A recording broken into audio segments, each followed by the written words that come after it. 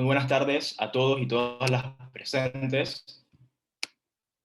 Quisiera darles la bienvenida al taller de redacción de anteproyectos de ley. Mi nombre es Julio César Guerra y hoy seré su moderador. Quiero empezar presentando a nuestra expositora del día de hoy, la licenciada Sonia González, que tiene una amplia trayectoria. Primero es licenciada en Derecho y Ciencias Políticas de la Universidad de Panamá con maestría en Derecho Administrativo.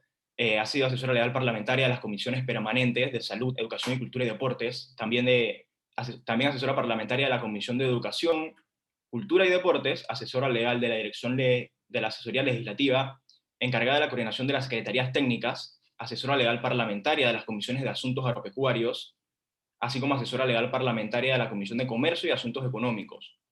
Luego asesora adscrita a la presidencia de la Asamblea y actualmente funge como asesora legal parlamentaria encargada de la Oficina de Asistencia Técnica Legislativa, adscrita a la Secretaría General de la Asamblea Nacional. Sin más que decir, le cedo la palabra a nuestra expositora, la licenciada Sonia González.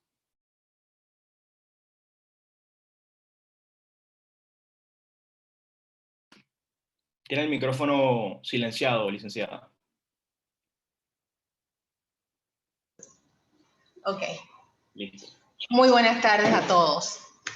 Realmente para mí es un placer poder compartir con ustedes los conocimientos que tenemos en cuanto a lo que tiene que ver con el proceso de elaboración de un anteproyecto de ley y algunos conceptos y algunos conocimientos en cuanto a lo que es el proceso de formación de la ley en sí.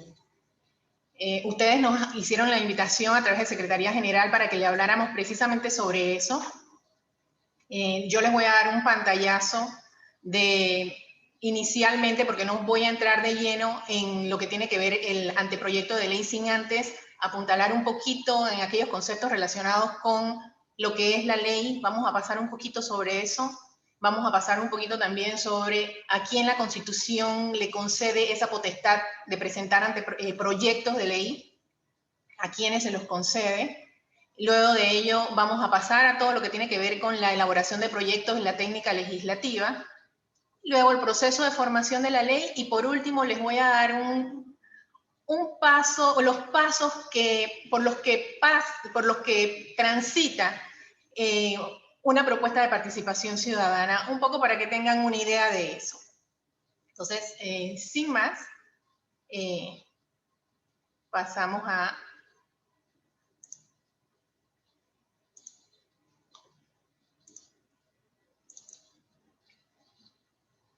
presentarles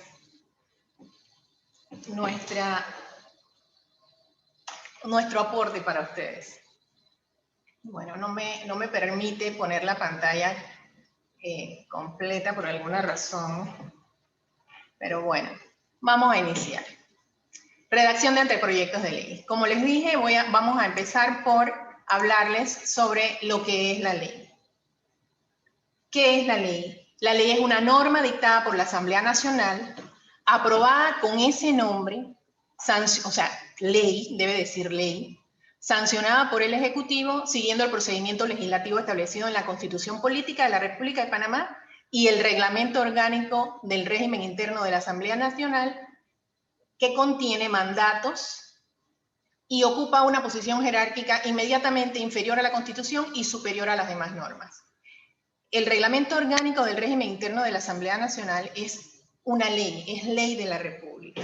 Y es por ello que, en conjunto con lo que mandata la Constitución, regulan todo lo que tiene que ver con el proceso de formación de las leyes.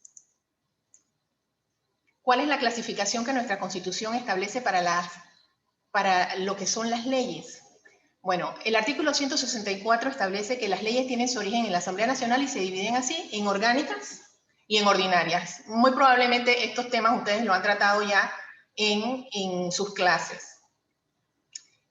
¿Y cómo diferenciamos cuáles son las orgánicas y cuáles son las ordinarias? Bueno, hay un artículo en la Constitución que es el artículo 159 que determina cuáles son los temas que la Asamblea puede desarrollar en su función legislativa. Y ese artículo 159 tiene 17 temas. Luego entonces, la Constitución en el artículo 164 señala que los temas que estén en los numerales que ustedes ven en la pantalla serán orgánicas, serán propuestas de ley orgánicas. Y las ordinarias son las restantes, es decir, los numerales 5, 6 y 17 de la Constitución. Luego, la misma Constitución señala quiénes las pueden proponer, y quiero que presten especial atención en esto, porque, como vemos, dice en el artículo 165, las leyes serán propuestas cuando sean orgánicas por las comisiones permanentes de la Asamblea, por los ministros de Estado, en virtud de autorización del Consejo de Gabinete, por la Corte Suprema de Justicia, el Procurador General de la Nación, el Procurador General de la Administración, siempre que se trate de expedición o reforma de códigos nacionales, y por el Tribunal Electoral cuando se trate de materia de su competencia. Y las ordinarias, por cualquier miembro de la Asamblea Nacional, por los ministros de Estado en virtud de autorización del Consejo de Gabinete y por los presidentes de los consejos provinciales con autorización del Consejo Provincial. ¿Qué participación tienen los proponentes en los debates en la Asamblea? Bueno, ellos tienen derecho a voz. Y dice, todos los funcionarios antes mencionados tendrán derecho a voz en las sesiones de la Asamblea Nacional. En caso de los presidentes de los consejos provinciales y los magistrados del Tribunal Electoral tendrán derecho a voz cuando se trate de proyectos de leyes presentados por ellos. Las leyes orgánicas, también este artículo pues habla de la mayoría que se necesita para aprobar una ley orgánica, que es una diferencia también entre orgánicas y ordinarias, la cantidad de votos que se necesitan. Para las leyes orgánicas se necesita mayoría absoluta en segundo y tercer debate, también en primer debate. Las ordinarias solo requerirán la aprobación de la mayoría de los diputados asistentes a las sesiones correspondientes. Pero, es decir, que es mayoría simple, pero siempre considerando que debe estar conformado el quórum reglamentario, es decir, 36, porque como ustedes saben son 71 diputados. Visto esto, vamos a pasar a lo que es el anteproyecto de ley. El Reglamento Orgánico del Régimen Interno de la Asamblea Nacional, que es la Ley 49 de diciembre de 1984, dice en su artículo 108, propuestas de anteproyectos y proyectos. Los diputados o diputados ejercen la iniciativa legislativa presentando los anteproyectos de ley orgánica y los proyectos de ley ordinaria que tengan a bien. ¿Qué significa este artículo? Como les hice énfasis en la parte que tenía que ver con quiénes pueden presentar proyectos de ley, iniciativas o propuestas de ley orgánica, la Constitución le da esa potestad a las comisiones permanentes de la Asamblea. No a los miembros, a los diputados, sino a las comisiones, conformadas, casi, o sea, 14 de ellas están conformadas, cada una de ellas por 9 diputados, excepto la de presupuesto, que está formada por 15. Entonces, para que se pueda cumplir con el mandato constitucional, necesariamente para presentar una iniciativa de ley, es decir, un proyecto de ley como pide la Constitución, tendrían que ser las comisiones permanentes de la Asamblea. Como todos sabemos, los diputados son entes políticos, ellos son electos y ellos se deben a su electorado, y ellos requieren que su electorado conozca que ellos están haciendo su tarea, cuáles son las propuestas que ellos hacen. Pero ellos, como la Constitución no los habilita para presentar proyectos de ley, entonces a través de la ley, no de la Constitución, se crea la figura del anteproyecto. Y se señala en el artículo 108 que ellos van a poder presentar esas iniciativas y poder hablar en el Pleno a través de la figura del anteproyecto de ley. ¿Y dónde se presentan los anteproyectos de ley? Bueno, los anteproyectos de ley, como les dije, se presentan ante el Pleno de la Asamblea. Pero el artículo 109 señala un detalle que es importantísimo.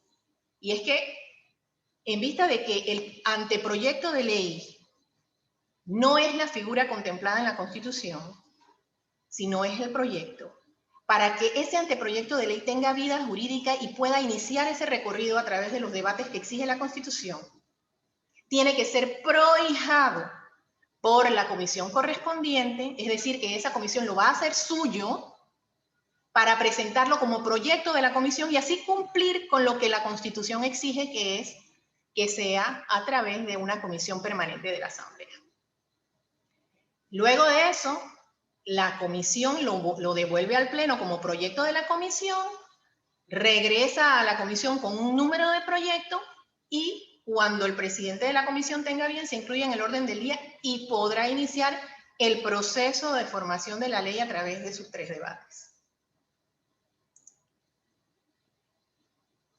¿Qué son las propuestas de ley ciudadana y dónde se presentan? Bueno, las propuestas de ley ciudadana son por el estilo también. La Constitución no contempla la posibilidad de que haya propuestas de ley ciudadana. Así que a través de la ley, del reglamento orgánico, también se le da la posibilidad a la ciudadanía que presenten esas propuestas que luego de que pasen por un examen y un análisis técnico, jurídico, van a pasar a Secretaría General y Secretaría General las va a remitir como anteproyecto de ley a la comisión que corresponda para que sea prohijado. Y corra la misma suerte de los anteproyectos presentados por los diputados y se conviertan en proyectos y pueda iniciar el proceso de formación de la ley. Sobre ese proceso en participación ciudadana, antes de que se convierta en anteproyecto, les voy a hablar al final de la presentación. Ahora bien, la parte que les interesa a ustedes. ¿Cómo se elabora un proyecto o un anteproyecto de ley? Debemos tener en cuenta que siempre debemos tener presente que nosotros vamos a elaborar un instrumento que va a regir para toda una ciudadanía. Entonces tenemos una responsabilidad de hacerlo con seriedad. Lo primero que tenemos que hacer cuando vamos a enfrentarnos a la labor de hacer un anteproyecto de ley es plantear cuál es el problema. ¿Qué es lo que nosotros queremos solucionar con esa propuesta de ley? Luego, investigar exhaustivamente sobre el tema. La investigación es primordial. Si no hay una investigación seria, muy probablemente la propuesta no tenga el peso y la solidez que se requiere y encuentre muchos contratiempos. Verificar la legislación vigente. Es importantísimo verificar que sobre lo que nosotros queremos legislar o sobre lo que nosotros queremos hacer la propuesta, ya no está regulado. Y si está regulado, analizar esa regulación para ver si hay que modificarla y partir de allí, de las modificaciones que haya que hacerle a esa legislación que existe. Y si no existe, entonces elaborar toda una propuesta nueva. Buscar la legislación comparada que nos sirve de muchísimo. Hay muchas personas que obviamente dicen, bueno, no vamos a inventar el agua tibia y si esto ya se hizo en otros países, pues nosotros podemos hacerlo igual acá, pero hay que tener mucho cuidado con eso. Cuando nosotros buscamos legislaciones de otros países, nosotros tenemos que verificar que se ajuste a la realidad de nuestro país. Porque no todo lo que esté allí necesariamente va a poder ser implementado dentro de nuestro país. Además de que también debemos investigar porque las facilidades que da el Internet hoy día nos permiten investigar muchísimo. Entonces, además de buscar esa información sobre la legislación que trata sobre el tema que yo quiero abordar, además de eso yo debo investigar qué tan eficiente ha sido la implementación de esa norma, qué problemas ha tenido para su implementación, cuáles son las críticas que se le han hecho para superarlas en la propuesta que pretendemos presentar y mejorar todo aquello que sea posible mejorar. Consultar con todos los entes que de una u otra forma se verán afectados por la normativa. Obviamente, si nosotros estamos regulando cualquier tema del acontecer del país, va a estar relacionado con alguna institución del Estado que es la encargada de fiscalizar o de regular esa actividad. Tenemos los ministerios, entonces debemos en la medida de lo posible tratar de tener ese contacto con aquellas personas, con asesores, no tiene que ser con el ministro, sino con los asesores, con las personas que de alguna manera están en ese constante bregar con los asuntos relacionados con la temática que nosotros estamos tratando de de abordar con el anteproyecto, para que nos den luces, para decirle hacia dónde nosotros queremos dirigirnos, y muy probablemente vamos a encontrar mucha colaboración que nos van a ayudar a enriquecer la propuesta.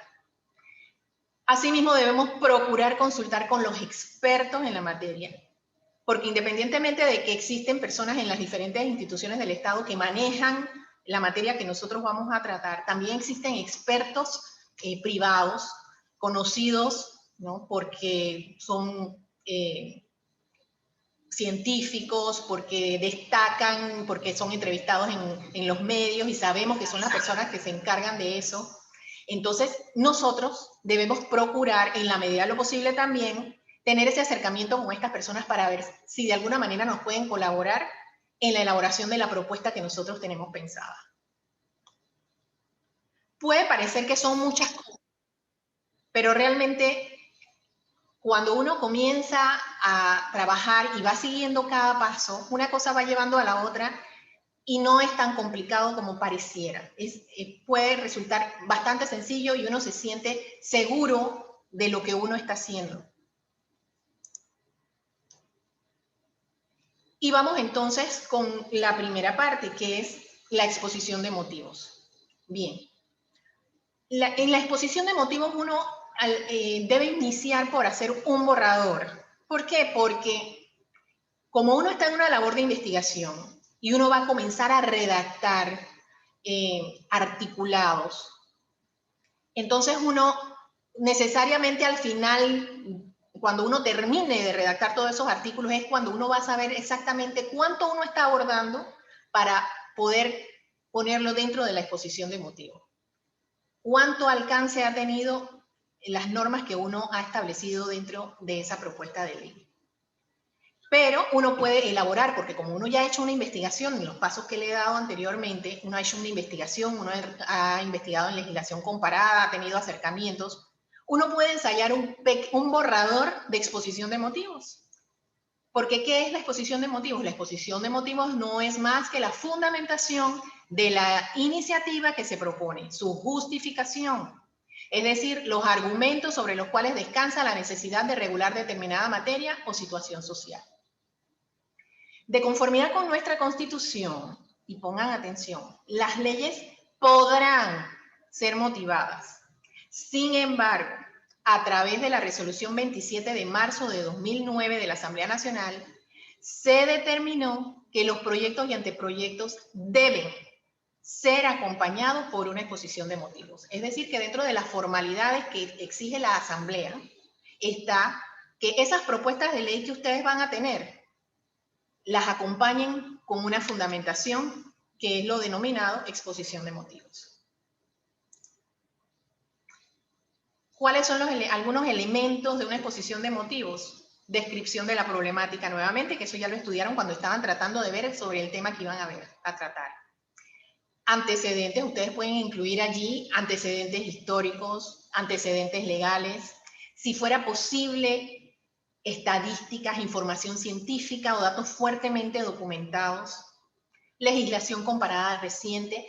Y no es que van a copiar artículos de la legislación comparada reciente, porque dentro de una exposición de motivos deben evitar estar trasladando redacción de artículos de la Constitución o redacción de artículos de la legislación comparada o de legislación vigente. Eso se debe evitar en una exposición de motivos, sino verificar esa legislación y citarla, simplemente citar la legislación y en el desarrollo de esa exposición de motivos incluir el hecho de que existe legislación respecto a la materia y luego la descripción sintetizada, y ya estamos hablando de cuando vamos a hacer ya la exposición de motivos al final, descripción sintetizada de la propuesta de ley.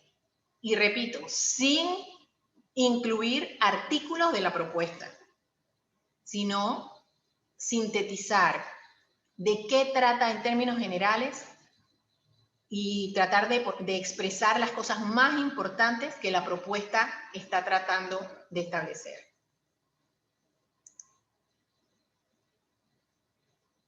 Y antes de pasar a la estructura de la exposición de motivos, quisiera decirles también que muchas veces, luego de los debates, y quizás ustedes lo podrán experimentar si hacen el ejercicio. La exposición de motivos inicial muchas veces no concuerda con el documento final que sale de tercer debate, porque se hacen muchas modificaciones, porque a veces hasta podríamos decir que se distorsiona el interés inicial y esa exposición de motivos queda como aislada, como que no pertenece, que no forma parte de la propuesta de ley que inicialmente se pensó. Pero bueno, esas cosas suelen suceder, sobre todo cuando existe la posibilidad de modificar en 2 de los debates. ¿Cuál es la estructura de la exposición de motivos? Bueno, la estructura de la exposición de motivos es el encabezado. Yo les voy a mostrar ahora lo que les estoy diciendo aquí. El encabezado, en su parte inicial, se elabora con el protocolo de una nota dirigida al presidente de la Asamblea. El segundo párrafo es el párrafo introductorio o de presentación, que es aquí en donde se invoca el fundamento de derecho que habilita al presentante. Luego viene el cuerpo de la exposición de motivos, que es la sustentación de la propuesta de ley. Y si la parte expositiva de la disposición es extensa, se dividirán apartados que se identificarán con números romanos centrados en el texto. Entonces, vamos a ver.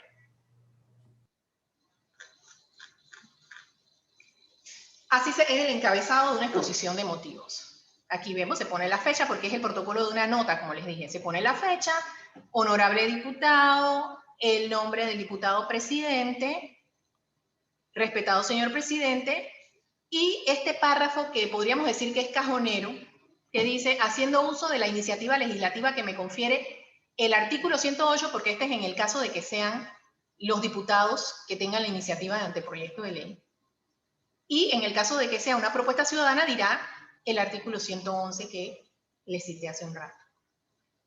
Entonces, del Reglamento Orgánico del Régimen Interno de la Asamblea Nacional, me permito presentar al Pleno de esta Asamblea Nacional el anteproyecto de ley, el cual merece la siguiente exposición de motivos. Y luego de eso, entonces, comienzan a escribir todo aquello que ustedes quieran aportar y que sirve de fundamentación a la propuesta de ley. Bien.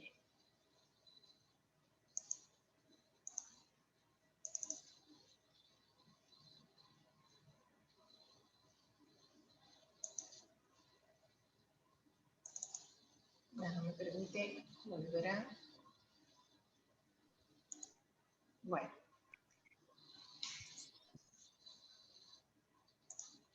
¿Cuáles son los requisitos para la presentación de un anteproyecto de ley o un proyecto de ley? Bueno, nosotros tenemos requisitos que están establecidos en el Reglamento Orgánico del Régimen Interno. Y también tenemos un instrumento que fue aprobado a través de resolución de la Asamblea Nacional, que es este documento, que es Manual de Técnica Legislativa. Sin embargo, nuestro reglamento interno establece algunos elementos básicos que deben seguirse para la presentación de un anteproyecto o proyecto de ley. Y dice, requisitos básicos de una propuesta de ley. Cualquier anteproyecto o proyecto de ley que se proponga deberá presentarse escrito a máquina, en limpio, en doble original y en los términos exactos en que la Asamblea Nacional deberá adoptarlo con sus diferentes artículos, incisos y párrafos numerados con guarismos. Y tenemos que, esto es lo que dice el reglamento. Ahora vamos a ver qué es la técnica legislativa y qué es lo que nos dice la técnica legislativa que nosotros debemos hacer. La técnica legislativa, según algunos expertos, es el arte y la destreza necesarias para llegar a una correcta y eficaz elaboración de la ley. Es el mecanismo, a nuestro juicio, es el mecanismo a través del cual, utilizando reglas específicas, que en este caso es el manual que nosotros tenemos, relacionados con la forma en que se debe estructurar el contenido de las leyes, se logra armonizar de manera clara y ordenada un grupo de normas que dan como resultado final un proyecto o un anteproyecto de ley. Esas reglas específicas, como les dije, las encontramos en la resolución 27 de marzo de 2009 de la Asamblea Nacional, que establece directrices sobre técnica legislativa y adopta el manual que se recomienda utilizar en la redacción y el trámite de los proyectos de ley. Ese manual ustedes lo pueden encontrar en internet. Ustedes buscan esto y lo van a encontrar. Manual de Técnica Legislativa de la Asamblea Nacional y lo van a encontrar. Les va a servir de mucho, porque lo que yo les voy a decir aquí son aspectos básicos y los generales. Sin embargo, ustedes van a encontrar en ese texto muchísimas van a encontrar muchísimas otras normas que son indispensables y que les van a ayudar a hacer esas cosas especiales con las que ustedes se pueden encontrar cuando están elaborando algún tipo de propuesta de ley, porque hay propuestas de ley que son más especializadas, que son más complicadas, más complejas, y van a encontrar en ese manual los detalles que a ustedes de repente les pueden causar algún tipo de tropiezo y decir, pero ¿cómo hago esto? ¿Y cómo pongo esta parte? Bueno, en ese manual ustedes lo pueden encontrar y está accesible en internet, y pueden venir también aquí a la Biblioteca de la Asamblea y también lo van a encontrar en la Biblioteca de la Asamblea. Bien, entonces aquí tenemos, ¿qué dice ese manual? Ese manual dice que las leyes se redactarán con claridad, precisión y corrección gramatical de acuerdo con las reglas gramaticales de la Real Academia Española de la Lengua, mediante oraciones breves, precisas y claras, lo cual es fundamental para su adecuada interpretación. Dice, se debe evitar todo aquello que complique o recargue innecesariamente la redacción de la norma, y se evitarán los ejemplos, así como la utilización de expresiones de y otros, entre otros, etcétera, a menos que sea realmente imprescindible. ¿Qué significa esto? Todo lo que está aquí significa, primero, que debemos tener un buen manejo del idioma. Debemos observar todas las reglas gramaticales, todas las reglas ortográficas, poder estructurar bien una oración con sentido completo, procurar transmitir adecuadamente el pensamiento a través del lenguaje escrito. Eso es imprescindible en una norma. Que no debe ser recargado, es cierto. No debemos recargar innecesariamente la redacción.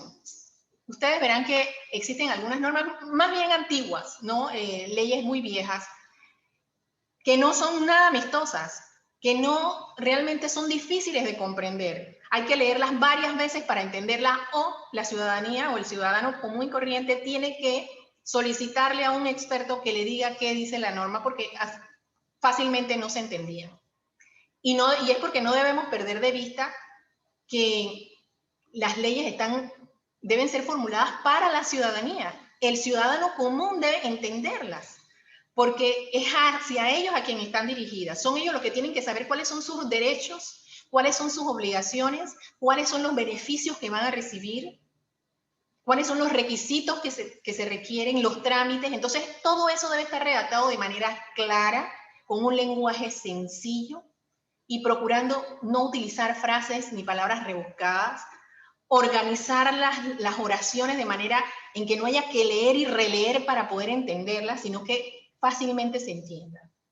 Y obviamente no poner ejemplos dentro de una norma, a menos que quien está haciendo la normativa considere que requiere poner un ejemplo para evitar que quien recibe la normativa se salga de lo esperado por la norma. Entonces, en esos casos podría permitirse que se ponga algún ejemplo un poco para orientar de qué se trata, pero no es lo usual. El título del anteproyecto o proyecto de ley. El título forma parte del texto de la ley y facilita su identificación y su cita.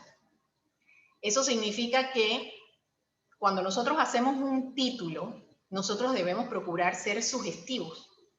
Y es un poco lo que dice en el segundo párrafo, el nombre de la ley. Es la parte del título que indica su contenido y su objeto. La redacción del nombre será clara y concisa y evitará la inclusión de descripciones propias de la parte dispositiva, así como el uso de siglas y abreviaturas.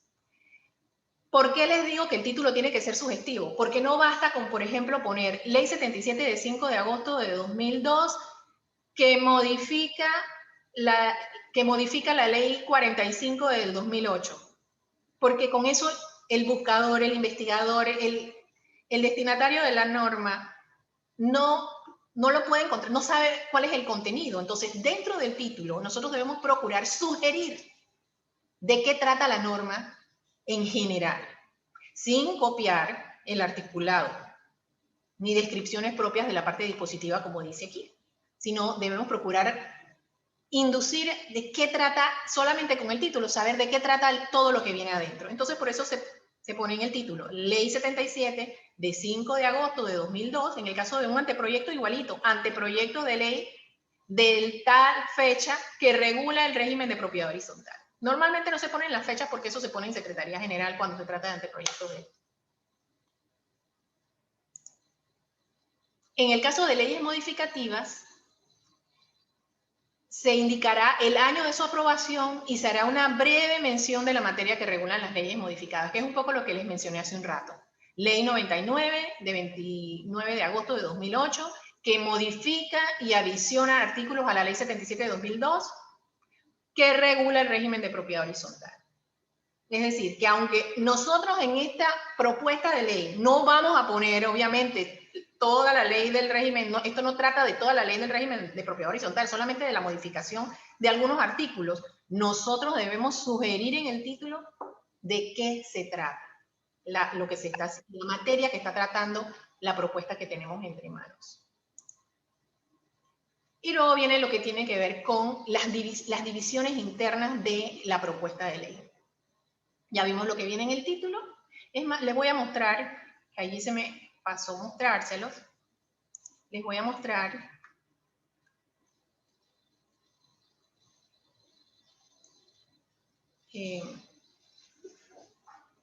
lo que tiene que ver con el proyecto de ley. Aquí ven, proyecto de ley 46 de 17 de julio de 2013, General de Adopciones de la República de Panamá, la Asamblea Nacional decreta. ¿No? Aquí todo lo pueden ver.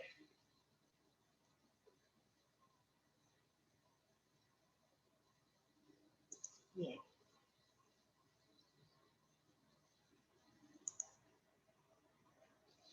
Con respecto a la numeración, nosotros vamos a ver aquí, un momento.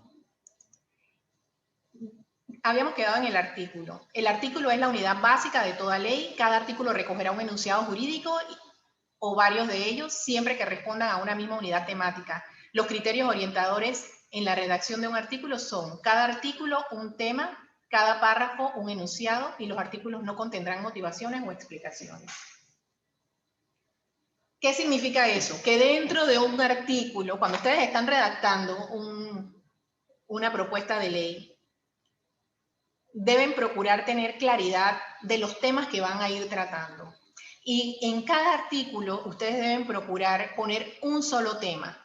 Es decir, que si ustedes están redactando el artículo y ustedes sienten que parte de lo que tienen allí es posible dividirlo en otro artículo porque es una temática un poco distinta, entonces ustedes lo hacen. No recarguen el artículo con demasiada información que puede llegar a confundir. Cada artículo debe tener un solo tema, ¿no? Para precisamente facilitar el entendimiento de la norma y el manejo de la misma.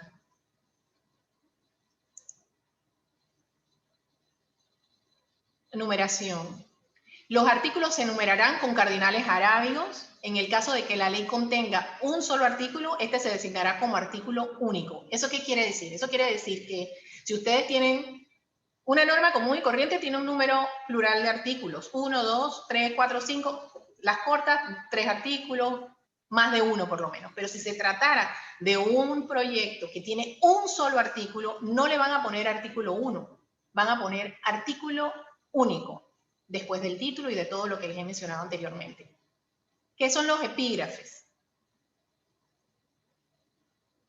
En leyes extensas, los artículos podrán llevar un epígrafe que indique el contenido o la materia a la que se refieren. ¿Qué son los epígrafes? Los epígrafes son estas. Aquí ustedes ven un epígrafe, que es un título que tiene el artículo. Generalmente se utiliza en leyes muy extensas y se utiliza precisamente porque lo que se quiere es facilitar el manejo cuando uno está buscando la ley, para que con solo mirar el título ya uno pueda saber cuál es el contenido y no tenga que estar leyendo todo el artículo. Entonces, el objetivo de un epígrafe es ese, facilitar el manejo de la norma, dividiéndolo, poniéndole título a cada artículo. Cuando uno inicia a poner epígrafes, es decir, que comienza a ponerle títulos a los artículos, se lo tiene que poner a toda la norma. No pueden haber artículos con epígrafes y artículos sin epígrafes. Si le vas a poner nombre a unos, le tienes que poner nombre a todos. Y eso lleva implícito la tarea de buscar cuál es la síntesis, en síntesis de qué trata el artículo y eso ponerlo en el nombre del artículo. Aquí, por ejemplo, en este epígrafe, habla de información de precios. El artículo habla de muchas cosas. En todo establecimiento de venta de bienes de consumidores deberá colocarse. Entonces, quien estaba haciendo la norma dice, bueno, ok, yo de título le voy a poner a este artículo información de precios para que la gente sepa que en este artículo van a encontrar todo lo relativo a lo que tiene que ver con los precios de los productos.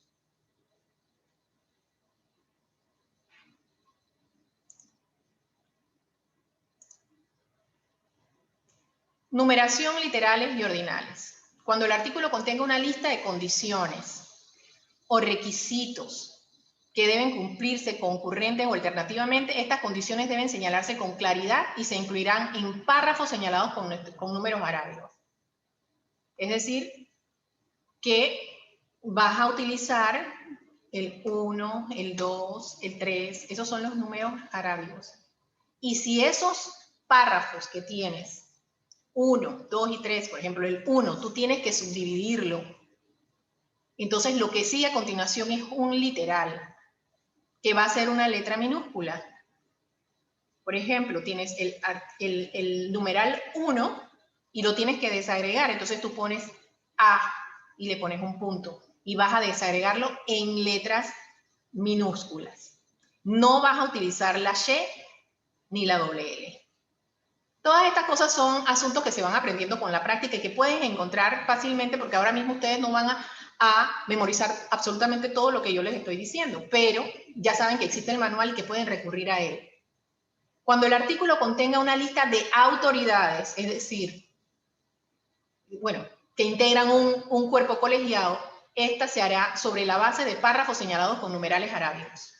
Igualmente, si vas a hacer una lista, por ejemplo, del Consejo X o la Junta Directiva X estará conformada por el ministro de Educación o quien él designe. Bueno, ese va 1. 2, el ministro de Desarrollo Agropecuario. 2, va también con numerales. Y los ordinales arábigos, primero, segundo y tercero, solo serán utilizados para indicar prelaciones. O sea que tienen que ir necesariamente con un orden específico. Entonces ahí en esos casos, que son muy pocos los casos, vas a poner primero, segundo y tercero.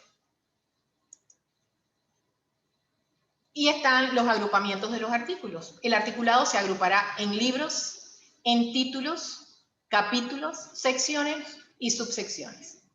Los libros, bueno, la división en libros es excepcional.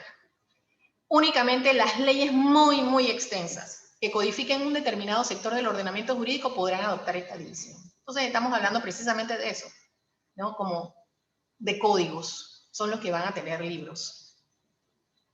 Difícilmente una ley los va a tener, podría suceder, pero generalmente son las leyes que aprueban códigos. Los títulos, solo se dividirán en títulos las leyes que contengan conjuntos de capítulos, claramente diferenciados y cuando su extensión así lo requiera. Los títulos llevarán numeración romana, salvo lo dispuesto para las disposiciones generales y se titularán, que es un poco lo que les había... Yo espero que estén viendo la pantalla porque no me permitió la función que tenía aquí arriba. Yo espero que puedan estar viendo la pantalla. Nosotros aquí tenemos lo que son los códigos, los títulos. ¿Cuándo usamos títulos? Por ejemplo, en este caso, que habla sobre la Ley General de Adopciones. Esta ley tendría título 1, disposiciones generales, capítulo 1, ámbito de aplicación, objeto y definiciones, que voy a entrar un poco a hablarles sobre eso en un ratito.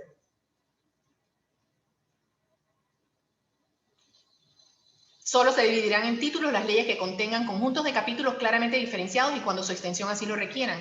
Los títulos llevarán numeración romana, salvo lo dispuesto para disposiciones generales, y se titularán.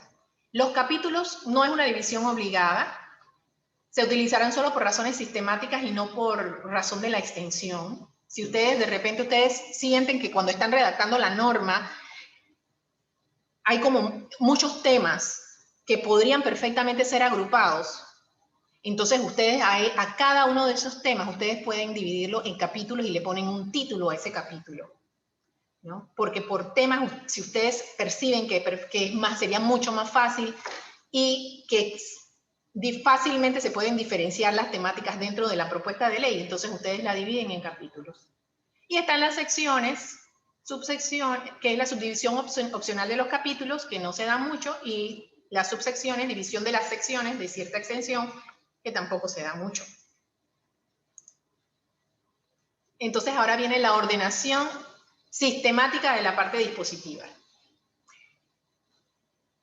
En la parte dispositiva nosotros tenemos lo que son las disposiciones generales, que es un poco lo que les mostré hace un rato, ¿no? Esto.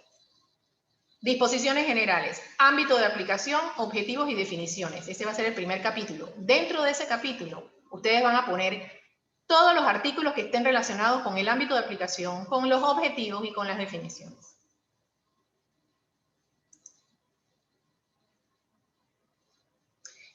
Y aquí entramos en lo que tiene que ver con el objeto. Si la ley se divide en títulos, los artículos que la contengan, que contengan disposiciones generales, así como las de otro tipo, el ámbito de aplicación, la finalidad de la ley se incluirá en el título, que es lo que les acabo de mostrar. Y lo que tiene que ver con las definiciones, estarán agrupadas bajo el epígrafe definiciones. Y solo se emplearán en leyes extensas cuando se regulen materia técnica o científica o se desarrolle una figura o institución jurídica novedosa. Esto es lo que dice el manual. El manual dice que las definiciones siempre deben ponerse en un epígrafe y que solo se emplearán en leyes extensas. Sin embargo, en la práctica, porque recuerden que el manual sugiere, es una guía que sugiere la mejor manera de redactar las normas y es una herramienta muy útil, muy útil. Sin embargo, en la práctica ustedes podrían encontrar leyes que no son tan extensas, que por razón de que son técnicas, requieren que haya definiciones de algunos términos.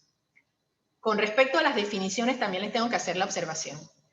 No todas las leyes requieren que se pongan definiciones. Y no todas las palabras deben estar en una definición. En las definiciones de una ley deben estar aquellas palabras que van a ser entendidas de una manera distinta a como se entenderían normalmente. ¿Qué significa eso? Que si dentro de la normativa ustedes tienen, por ejemplo, la palabra naturaleza, y la palabra naturaleza tiene el mismo sentido que el comúnmente utilizado, ustedes no tienen por qué definir naturaleza dentro de la normativa porque no va a tener una connotación diferente. El artículo que se refiere a definiciones señala lo siguiente. El enunciado es el siguiente. Para los efectos de la presente ley, las siguientes definiciones se entenderán así. Dice que para los efectos, eso significa que en esa ley, algunos conceptos que quizás ustedes manejaban de manera común y cotidiana van a tener un alcance distinto o un significado diferente al que normalmente se utiliza. Van a ser quizás más amplios o quizás van a ser más restrictivos de lo que normalmente se utiliza. Entonces, en esos casos, ustedes incluyen un artículo relativo a definiciones en donde van a poner ese tipo de definiciones que van a tener esa connotación distinta. Así como también, cuando se trate de leyes novedosas, las definiciones de asuntos que normalmente la gente no maneja, que son asuntos técnicos. Entonces, eso hay que expresarlo para los efectos de que cuando se está leyendo la norma, cada vez que uno se encuentre con esos con esas palabras, uno se pueda remitir al glosario o a las definiciones y ver qué es lo que se quería decir con esa palabra y entender perfectamente cuál es su alcance. Entonces, no siempre todo lo que uno piense que debe pertenecer al artículo de las definiciones debe incorporarse. Hay que tener cuidado con eso. Entonces está la parte sustantiva. En esta parte de las leyes se ubican los derechos y las obligaciones, las disposiciones organizativas, las prohibiciones y las sanciones. Derechos y obligaciones son todas las facultades y las responsabilidades que se están expresando dentro de la norma. Los beneficios, las excepciones, los beneficios que pueden ser exenciones de impuestos, de repente, esos son derechos, ¿no? Las prohibiciones y sanciones son todas las conductas censuradas y las consecuencias de incurrir en ellas. Eso es lo que se pone en ese apartado. Y la parte procedimental, que son de la norma, que son las etapas, términos para llevar adelante los trámites ante las autoridades. En esa parte se pone todo eso. Y está la parte final. La parte final de las leyes se dividirá en disposiciones adicionales, transitorias, derogatorias y disposiciones finales. Podrán incorporarse artículos que no puedan situarse en otras partes de la ley sin perjudicar la coherencia y unidad interna de la norma. ¿Qué significa esto? Que en esa parte final, ese apartado final, que son cada una de las partes de la norma, en esa parte final podrían estar disposiciones adicionales si las hubiera, ¿no? Cosas que no pudiste incluir en el articulado anterior porque son asuntos no diferentes en su totalidad de la norma, están relacionados con la norma, pero dentro de ese cuerpo ordenado no correspondería a ninguno de los puntos anteriores. Entonces eso tú lo pones en esas disposiciones. Tienes las transitorias, que son aquellas que van a regular situaciones que se iniciaron antes de la norma, probablemente las que se iniciaron antes de la norma, y tú necesitas establecer cómo se van a regular una vez entre en vigencia la presente. Aquellas situaciones que se originaron con anterioridad y que están en proceso. Entonces, tú lo señalas en esa parte final.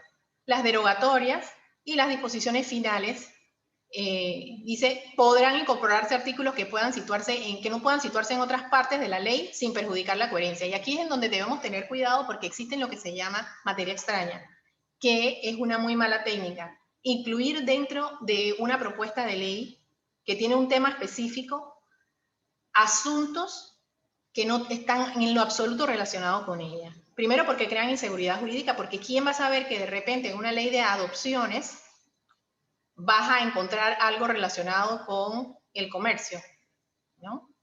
Entonces, es una muy mala técnica y crea mucha inseguridad jurídica establecer ese tipo de materias extrañas dentro de una normativa. Entonces, cuando se refiere a aquellos asuntos que no hayas podido incorporar, tiene que ser, o sea, que no puedas incorporar dentro de del resto de la parte dispositiva, se refiere a aquellos asuntos que están relacionados con la norma y que los puedes poner en este apartado. Pero existen disposiciones finales que siempre van a estar. Y esos son el artículo indicativo y el artículo de la vigencia. El artículo indicativo indica las leyes y disposiciones que han resultado afectadas por la disposición aprobada, es decir, que han resultado modificadas, adicionadas o derogadas en la parte dispositiva de la ley. Y eso lo señala el artículo 117 de nuestro reglamento orgánico. Hay que tener cuidado en ser especialmente exhaustivos con el artículo indicativo. Anteriormente se utilizaba mucho la frase, esta ley modifica cualquier disposición que le sea contraria, que es una frase que nos lleva a nada, nos crea una inseguridad y una incertidumbre increíbles. Entonces, es necesario detallar en la norma que está modificando todas y cada una de las leyes que se está pretendiendo modificar para que haya certeza para quien va a hacer uso de esa norma, para el destinatario de ella, saber qué cosas se están modificando. Entonces, en ese artículo de vigencia, de indicativo, establecer con exhaustividad todas y cada una de las leyes que se están afectando. Asimismo, no se podrá colocar en ese artículo indicativo ninguna norma que no esté expresamente modificando dentro del cuerpo del anteproyecto. Es decir, ustedes no pueden poner en ese artículo indicativo, esta ley modifica la ley 6 de 1990, el artículo 6 de la ley 6 del 97, si dentro del cuerpo del proyecto ustedes no tienen esa modificación. Tiene necesariamente que estar la modificación. Asimismo, si están derogando algo, no pueden poner solamente en el indicativo esta ley deroga el artículo 6 de 1997. No, ustedes tienen que poner dentro del cuerpo del proyecto, artículo 5, se deroga el artículo 6 de la ley 6 de 1997. Y después en el indicativo, entonces ponen nuevamente, deroga el artículo 6, ¿lo ven? Necesariamente así tiene que ser presentado. El artículo de la vigencia es otro que tiene que estar en la norma. En el caso de no establecerse ninguna indicación, la norma entrará en vigor al publicarse en la Gaceta Oficial, de acuerdo con lo dispuesto en la Constitución. Sin embargo, se procurará indicar para la entrada en vigencia, que es lo que se está acostumbrando dentro de la Asamblea Nacional desde hace muchos años, establecer que será el día siguiente al de su promulgación. Cuando se disponga una vacatio legis, es decir, que la ley no va a entrar en vigencia de inmediato, la entrada en vigor se fijará preferentemente señalando el día, el mes y el año específicos. La finalización de la vigencia, en caso necesario, también se indicará con claridad. Ese es el caso, por ejemplo, de algunas de las leyes que hemos tenido ahora con la pandemia, que establecían cuándo finalizaban. Decían, esta ley tendrá vigencia hasta el 31 de diciembre de 2020, por ejemplo. Y luego tuvimos que hacer leyes modificativas para extenderlas.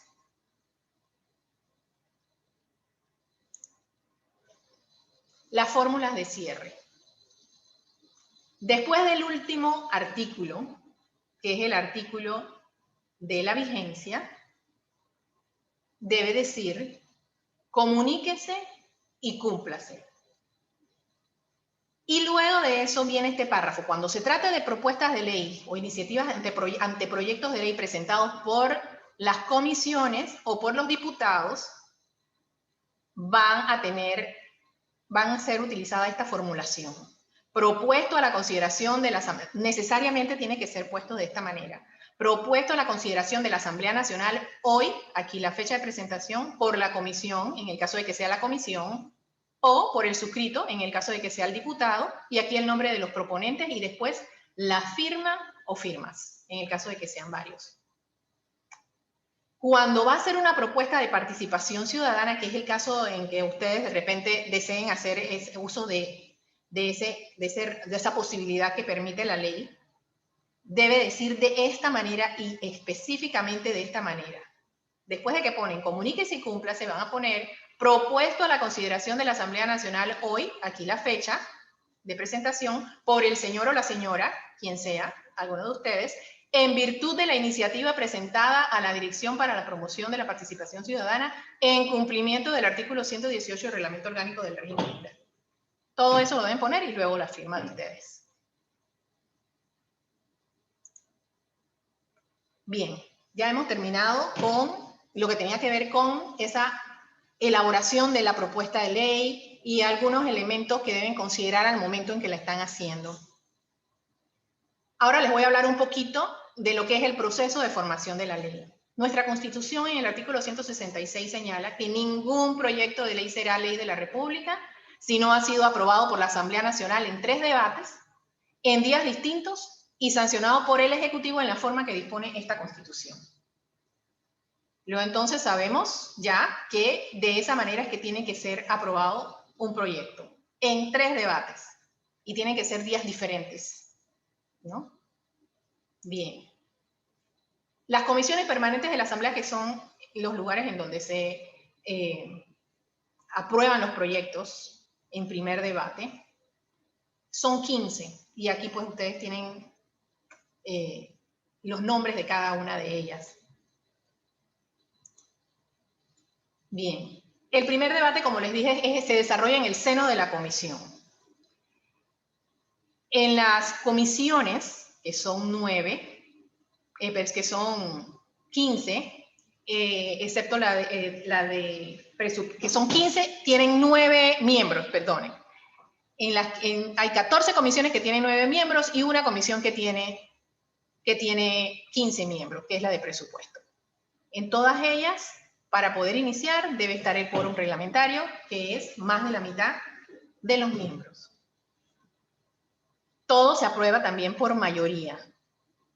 La mayoría requerida es la mayoría absoluta para los proyectos de ley orgánica.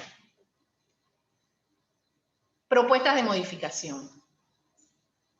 El artículo 133 del Reglamento Orgánico del Régimen Interno señala que ninguna propuesta podrá ser votada sin antes haber sido leída. Todos los diputados tienen derecho a presentar propuestas de modificación a lo que se esté discutiendo. Cualquiera de ellos puede presentar una propuesta, una vez leída es sometida a votación y se decide si se aprueba o no se aprueba la propuesta de modificación a lo que se esté discutiendo.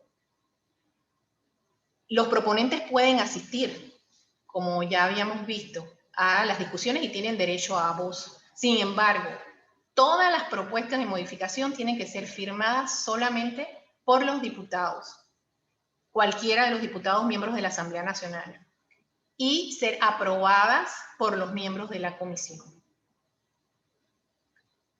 Discusión y votación de la parte dispositiva. Bueno, el artículo 145 del Reglamento Orgánico establece que se puede discutir la totalidad del proyecto y aprobarlo artículo por artículo. Esa es la regla general. Pero si se aprueba otra cosa, es decir, que los diputados pueden decidir que lo van a aprobar, la van a dividir por bloques y que lo van a aprobar por bloques también. O pueden aprobar que lo van a aprobar por a discutir por bloques y lo van a aprobar artículo por artículo. De cualquier forma, cuando se hace la división de los artículos, se va a procurar que sea de una manera lógica, tratando de dividirlo, si es posible, por temas, ¿no? Y establecer la cantidad de bloques y la cantidad de artículos que van a pertenecer a cada uno de esos bloques. Eso es algo que se aprueba con antelación, ¿no? Esa propuesta se aprueba y en base a esa propuesta se lleva a cabo la discusión. Si nada se dice, es como les dije inicialmente, que se discute la totalidad del proyecto y se aprueba artículo por artículo. ¿Qué pasa después de que se presentan todas esas propuestas de modificación en la comisión y que se discute? Bueno, después que termina el debate y finalmente se aprueban las propuestas y se aprueba que el proyecto pase a segundo debate, se tiene que hacer un trabajo de elaboración de un documento que se llama texto único, que es la consolidación de todas las propuestas que modifican artículos con los artículos no modificados. Y todo eso se hace en un solo instrumento que se llama texto único.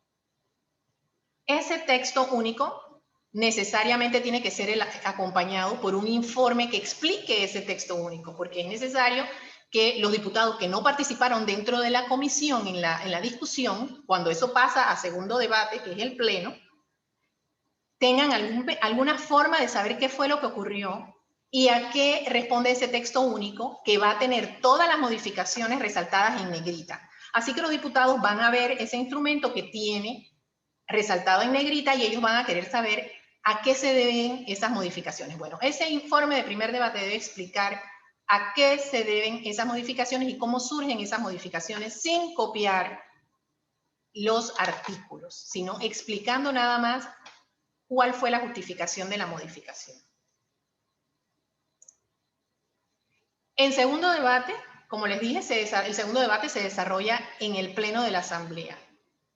También debe estar el quórum, que es 36, y la mayoría requerida es la mayoría absoluta para aprobación de los proyectos de ley orgánica. Los de ley ordinaria únicamente requieren mayoría simple de los asistentes, siempre y cuando respetando el quórum. Las propuestas de modificación ocurren igual que en las comisiones. Todos los diputados tienen derecho a presentar propuestas de modificación al proyecto, a sustentarlas, y luego ellas van a ser votadas y únicamente aquellas que obtengan el voto afirmativo de la mayoría absoluta de los miembros pasarán a modificar el texto que se llevó a segundo debate.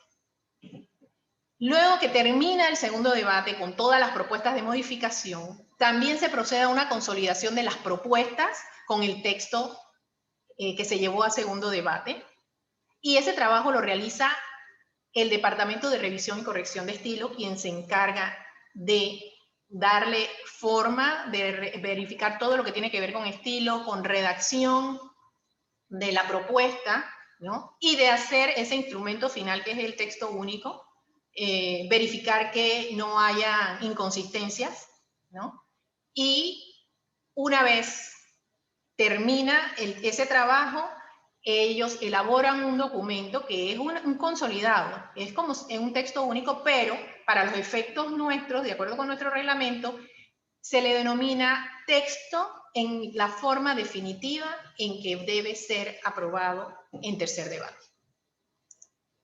Y viene el tercer debate, que quizás muchos de ustedes han escuchado que en el tercer debate no se hacen modificaciones. Bueno, no se hacen modificaciones porque en este debate únicamente se discute sobre la conveniencia o la inconveniencia de lo que se está proponiendo, ¿no?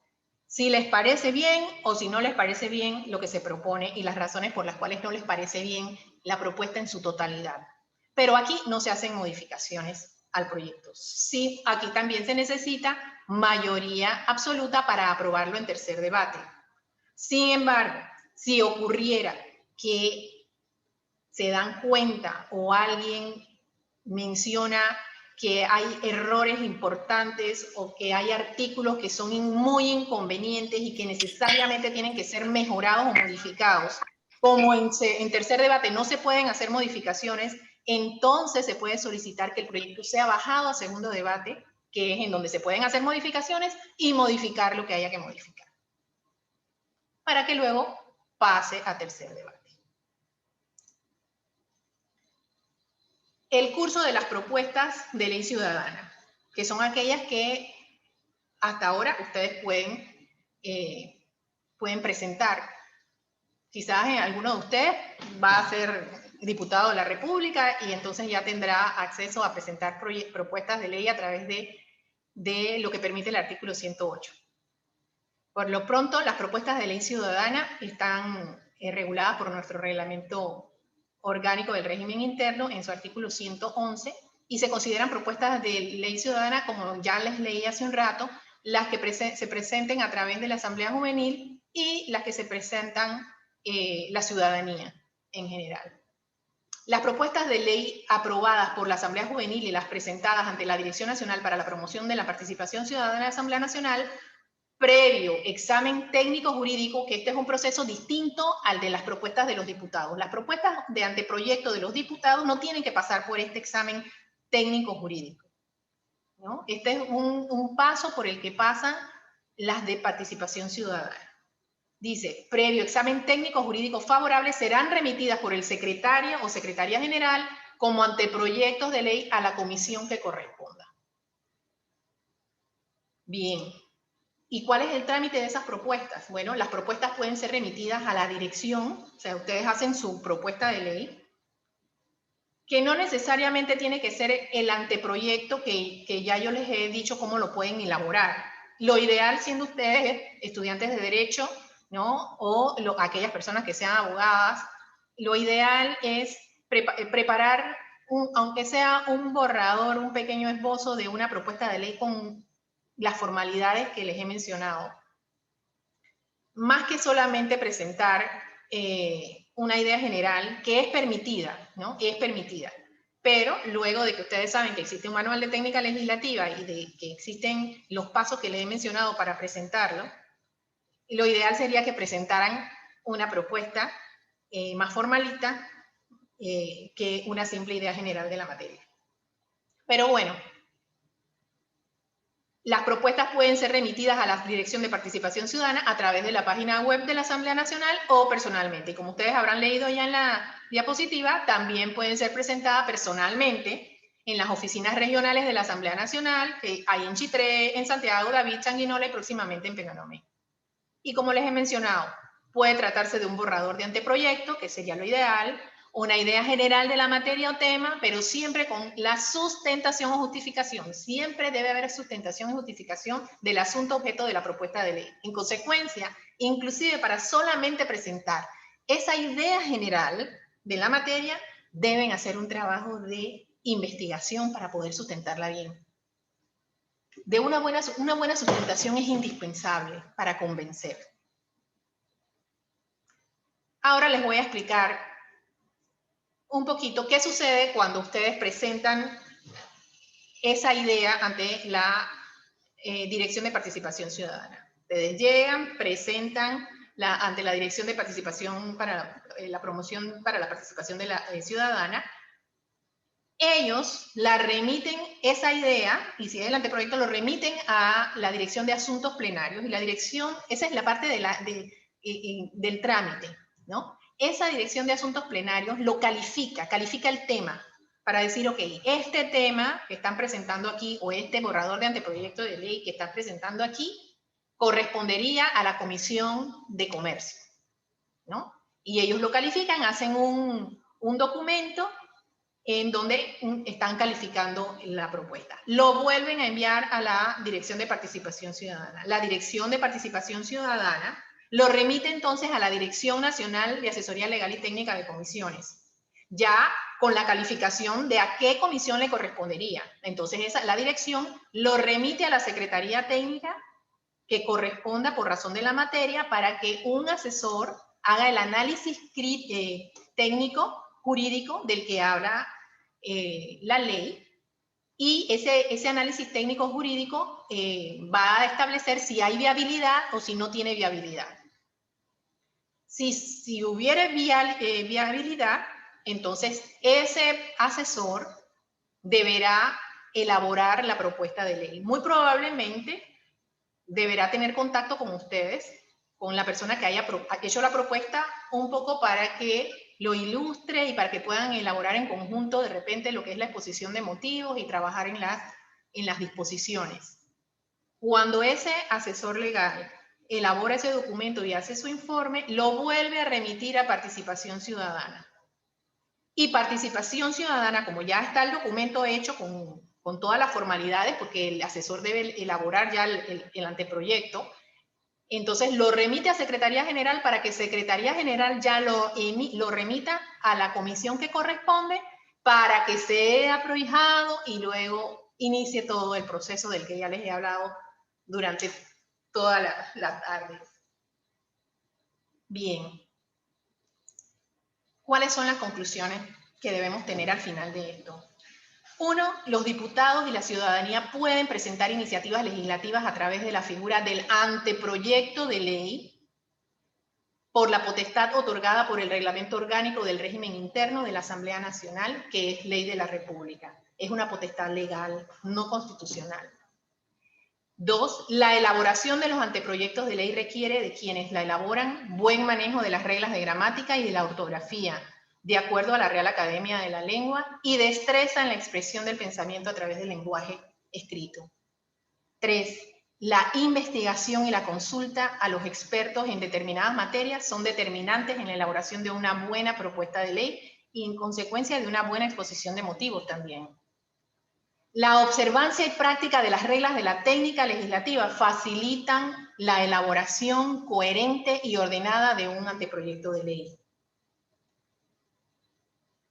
Y mi recomendación, además de todo el contenido de la presentación que les he hecho, les puedo decir que la mejor manera de evaluar si un anteproyecto de ley es un buen producto es colocarte siempre, cuando lo estás haciendo o cuando elaboras una norma, de las muchas que van a formar parte del anteproyecto, siempre te debes colocar en la posición del destinatario de la normativa, ya sea como beneficiario o como ente administrativo encargado de hacerla cumplir o de ejecutar los procesos que la normativa mandata. Solo así podrás determinar si has sido suficientemente claro en la redacción o si los procesos planteados son sencillos, complicados o poco viables. Muchas gracias. Cualquier pregunta estoy a la disposición. Muchísimas gracias a usted, licenciada, por esta magnífica exposición. Creo que ha sido un taller bastante detallado, bastante completo y nos sirve bastante, es una herramienta muy útil para nosotros. Así que si en este momento alguien tiene alguna pregunta, vamos a estar abriendo una sección de preguntas para que las hagan y aclaren sus dudas durante unos minutos. Adelante, pueden levantar la mano o escribirla.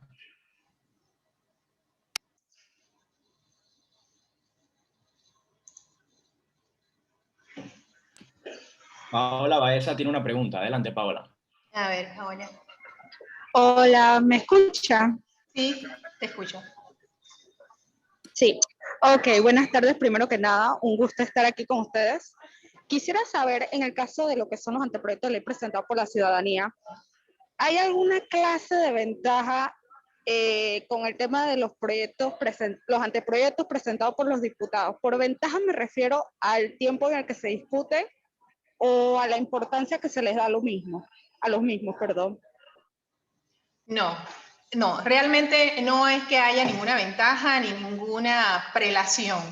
Recuerden que una vez que ustedes presentan esa propuesta y pasa como anteproyecto de ley, obviamente, de acuerdo con la importancia que tenga la temática y la sustentación que ustedes hayan dado, el seguimiento que hayan dado, si se acercan también a conversar con los diputados para hablarles sobre su propuesta, que es el mismo trabajo que hacen todos los diputados cuando presentan las de ellos. Ellos presentan sus propuestas, sus iniciativas, y ellos procuran conversar con los miembros de la comisión para que ellos tengan conocimiento de qué es lo que ellos quieren con la propuesta y la conozcan, y así de alguna manera la tomen en cuenta al momento de preparar el orden del día para que sea prontamente discutida. Ok, muchísimas gracias.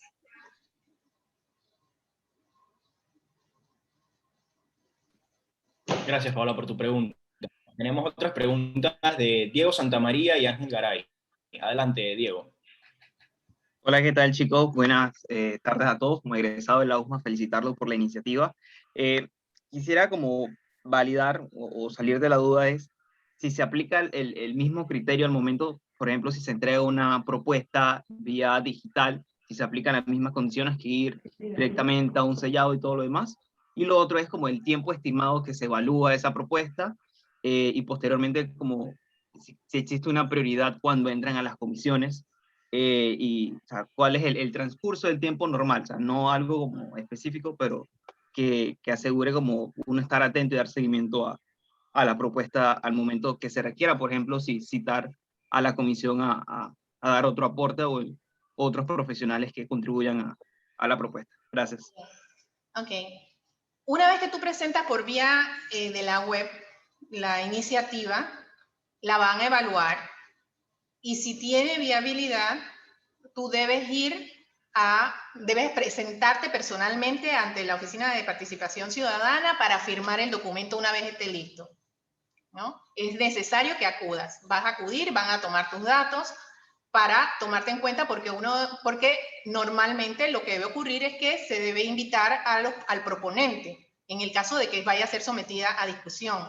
Entonces se te invitará y se te comunicará con la antelación suficiente para que sepas que tu propuesta va a ser discutida. Pero no existe realmente ninguna preferencia, como les dije anteriormente, ¿no? Todo va a depender de la insistencia, ¿no? De la perseverancia y de acercarte para que conozcan tu propuesta, que es exactamente lo mismo que hacen, como les dije, es exactamente lo mismo que hacen los diputados cuando tienen propuestas, iniciativas legislativas. Pues ellos están pendientes y están encima de las comisiones y procurando que su propuesta sea debatida y sustentándola y tratando de que los diputados las conozcan y sepan la importancia que tiene lo que ellos están proponiendo. Igualmente lo tendrían que hacer cualquier otra propuesta de ley. Listo. Ángel Garay también tiene una pregunta. Adelante, Ángel. Hola, ¿qué tal? Muy buenas tardes. Yo tenía una consulta. Esto es porque he estado leyendo al menos diferentes opiniones con respecto a un punto que usted había mencionado con los glosarios al inicio de las leyes. Hay opiniones que consideran que eso es una práctica que a lo mejor no es tan conveniente por el tema de que limita la materia y hay otras personas que son de la postura de que eso ayuda a entender con mayor precisión lo que se busca regular. Esto, por lo que usted ha visto y su trayectoria, ¿qué considera o qué conclusiones podría llegar? ¿Realmente es algo que ayuda o es algo que limita en sí el tema de la regulación, pues de que busca la ley como tal? Bien, como les mencioné también en la charla que les acabo de dar, los glosarios tienen una justificación, tienen una razón de ser. Los glosarios son establecidos dentro de las normas para que las palabras que se utilizan en ellas, que no sean de uso común y que no se entiendan comúnmente, tengan una claridad dentro de ese glosario y se sepa que para los efectos de esa ley esas palabras van a ser entendidas así dentro de la normativa. Son importantes en muchas normas. Las normas que son técnicas, tú necesariamente tienes que poner glosarios. No considero que sea limitante. Lo que sí es cierto es que no puedes establecer definiciones de asuntos que van, de conceptos que van a tener el mismo significado que normalmente tienen.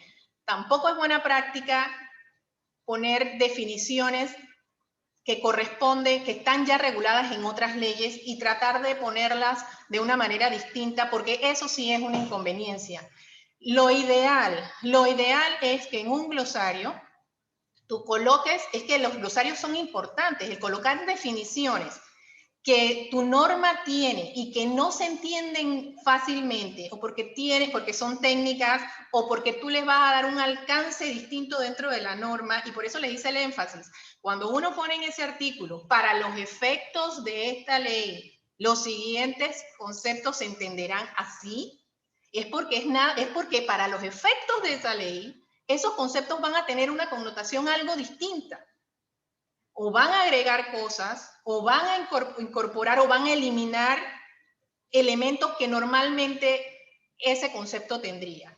O, en el caso de los términos, la terminología técnica, que tú no puedes estar explicando en cada uno de los artículos porque nada más vas a mencionar la palabra, necesitas tener un glosario que te diga qué significa, qué alcance tiene esa palabra que estás utilizando tanto dentro de la normativa. Entonces, los glosarios bien utilizados son muy útiles, son necesarios. Listo. Si alguien más tiene alguna pregunta, puede hacerla.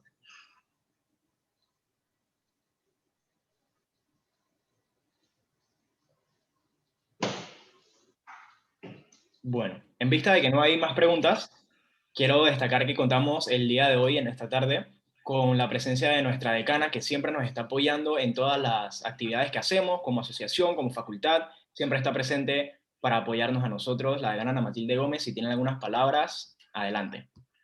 Gracias.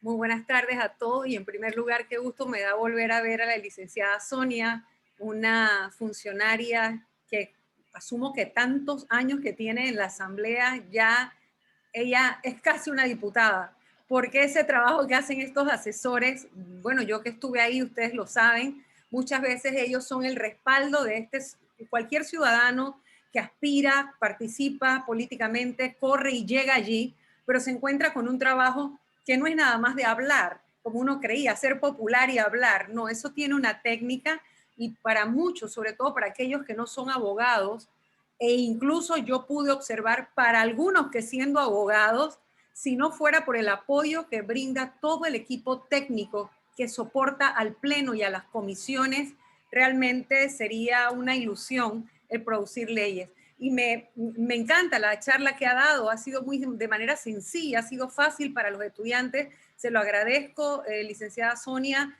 Yo sé de su compromiso y su dedicación, pero no sabía también de sus dotes para la docencia, y es bueno que los estudiantes hayan tenido acceso a usted para recibir esta explicación, que así parece pues muy sencilla, obviamente. Hay algunos ejemplos y me gustaría dar uno para que ellos lo tengan presente de varias cosas que usted mencionó que confluyen en una sola ley. En la ley 81 del 2019, la ley de protección de datos personales, tuvo una vacatio legis, va a entrar en vigencia ahora el 29 de marzo y tiene elementos técnicos.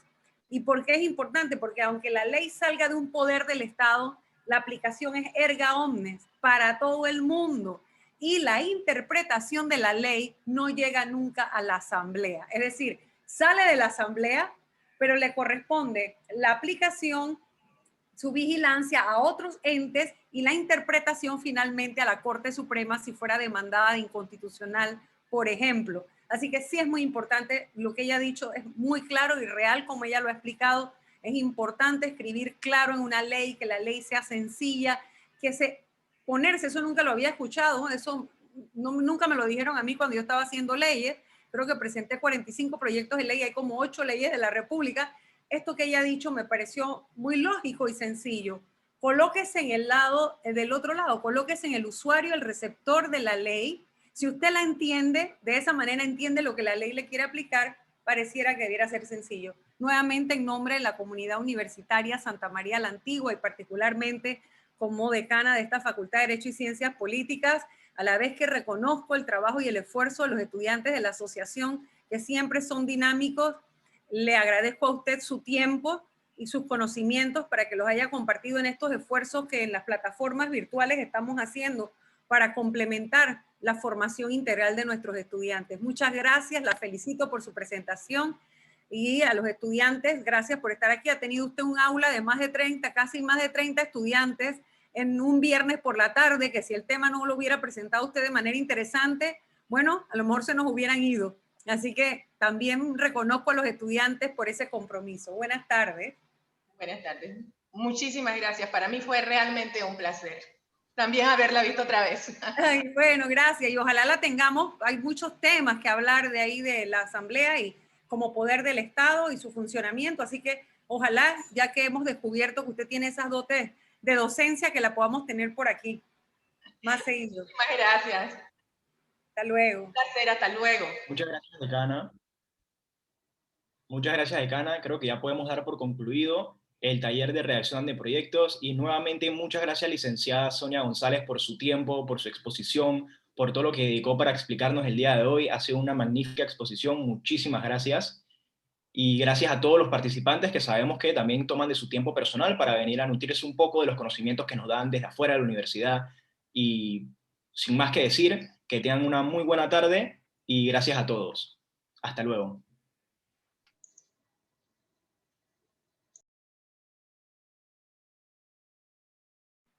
Felicitaciones, chicos. Gracias, decana, gracias.